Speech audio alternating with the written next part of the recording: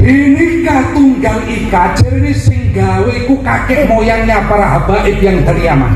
Pembelokan sejarah. Sampai terima apa badan? Terima apa badan? Lawan apa badan? Merdeka! Beratus-ratus tahun Islam tidak bisa masuk ke Indonesia, ke Nusantara, tidak bisa memasukkan orang-orang Kapitayan, orang-orang yang berkeyakinan Kapitayan ke dalam Islam. Baru adanya Wali Songo bisa masuk. Ini jasa besar dari Wali Songo. Lalu para habaib yang baru kemarin datang ke Indonesia mau kemudian merubah sejarah, mau kemudian menghapus jasa-jasa Wali Songo. Assalamualaikum warahmatullahi wabarakatuh. Alhamdulillah kita berjumpa lagi di channel Zakat 7. Teman-teman sekalian, pada video kali ini saya kembali akan mereaksi videonya para garda terdepan, ya, para tokoh-tokoh masyarakat garda terdepan daripada membela negara kesatuan Republik Indonesia dari berbagai ancaman-ancaman dalam negeri. Dari mulai ancaman pembelokan sejarah, kemudian ancaman pembelokan makam, pembelokan sejarah NU, pembelokan sejarah bangsa, dan lain sebagainya. Karena klan Mbak Alwi tidak hanya menjadi sebuah momok yang menakutkan untuk sebuah ancaman di negara kita, tapi juga menjadi ancaman terutama dalam bidang akidah.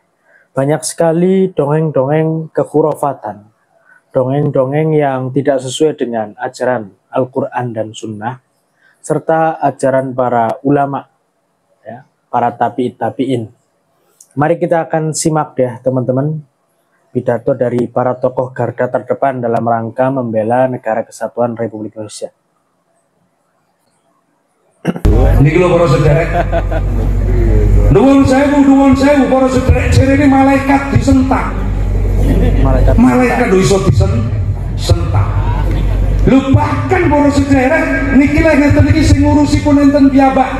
Tapi lek masalah kedaulatan negara kesatuan Republik Indonesia, rakyat kudu bangkit. Ngoten Pak Bu nggih. Bangkit rakyat! Merdeka! Merdeka! Merdeka! Merdeka! Sik nek no mikir sito. Iki pendekar sitok iki wis mulai getengah iki to. Nggih, mangke iki bahas niki Pak Bu nggih. Inikah Tunggal Ika jadi sing gawe ku kakek moyangnya para habaib yang dari Yaman. Pembelokan sejarah. Sampai terima apa badan? Terima apa badan? Lawan apa badan? Merdeka! Wis ngene iki aja ngarani kula Gus Zohir iki dadi provokator, aja iki Nah, jadi tadi dikatakan oleh beliau-beliau bahwa yang membelokkan sejarah bangsa Indonesia adalah klan Mbak Alwi.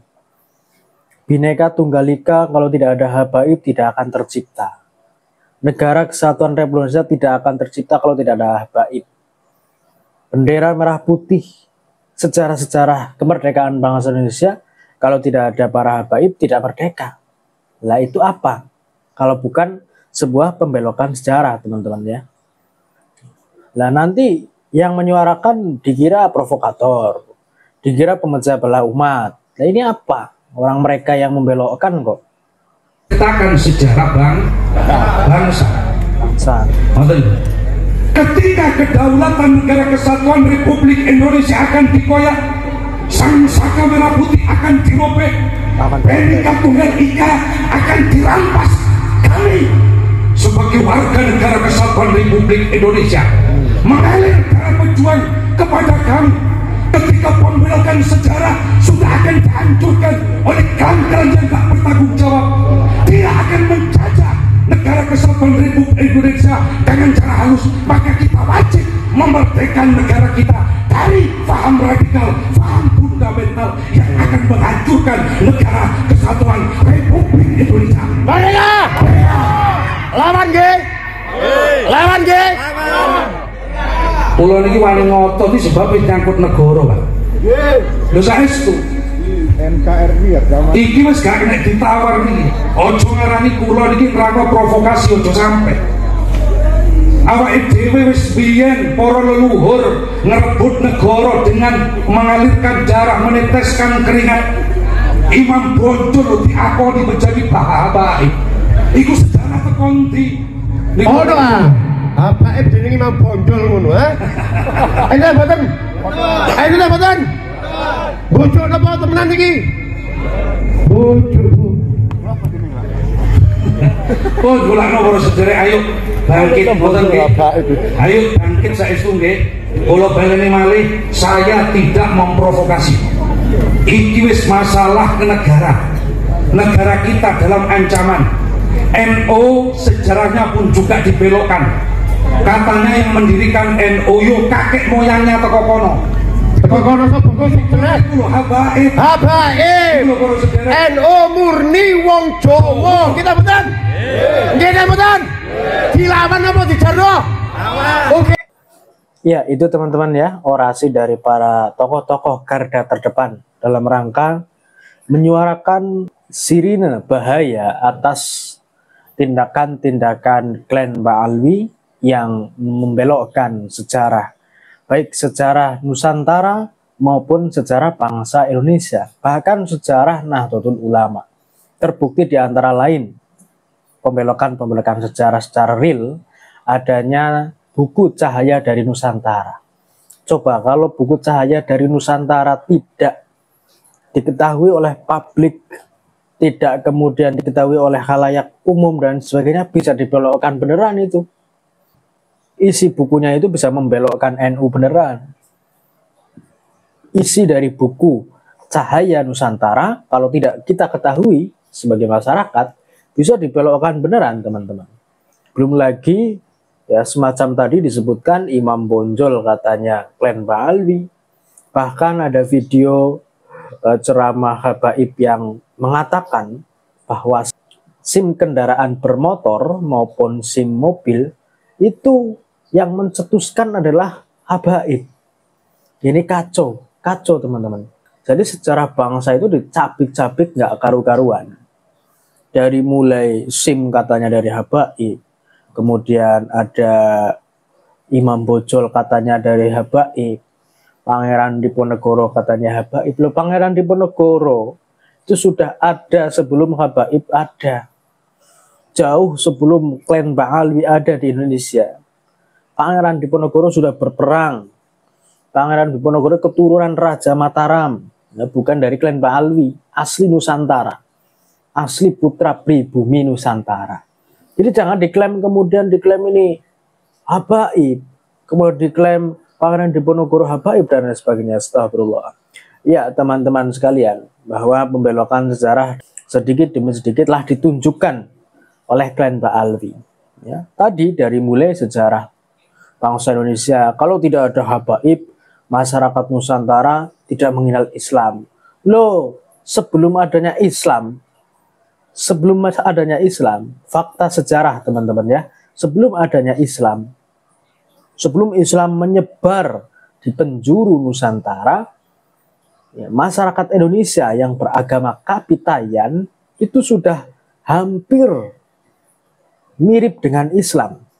Dari mulai akhlaknya, dari mulai sopan santunnya, karakternya, ilmu pengetahuannya, bagaimana pemikiran secara sosial kemasyarakatan, bagaimana pemikiran secara kenegaraan, keagamaan, itu Kapitayan itu.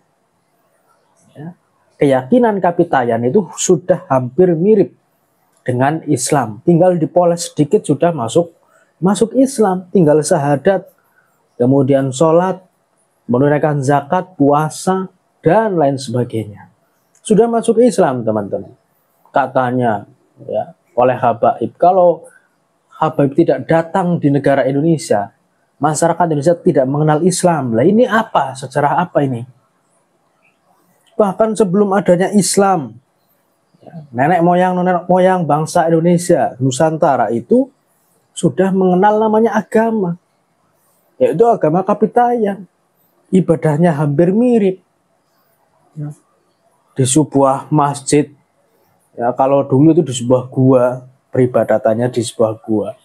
Kemudian begitu Wali Songo datang, karena sebelum Wali Songo banyak memang para pendakwah misalkan dari berbagai negeri ya, itu banyak untuk mengislamkan bangsa Nusantara pada waktu itu, tetapi tidak mempan.